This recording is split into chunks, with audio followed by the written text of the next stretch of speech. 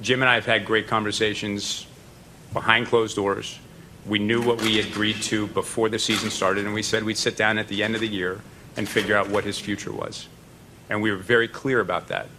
That's what Jim said, and that's what I said. And I don't think we deviated from that the entire season. I think you've all heard from me from the time that I came to San Francisco. I only have one goal on the field, and that's to win the Super Bowl. So Jim has certainly heard that, but it wasn't, if we don't win the Super Bowl, you aren't back here. That was never iterated. We didn't win the Super Bowl. I mean, if we don't win the Super Bowl, we are not executing on our vision. I mean, our mission is very simple. The San Francisco 49ers win with class.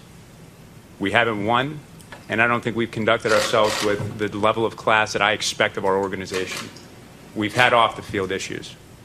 That's going to happen in sports.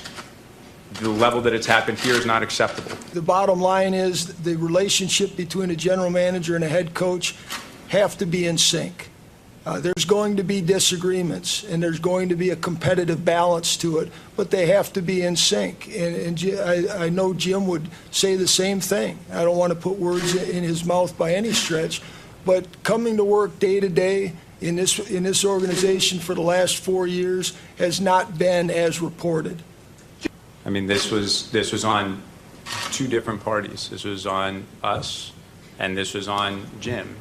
So, I mean, it wasn't that one side had a philosophical difference that couldn't overcome it. This was two parties that, decided that it was best to move in separate directions.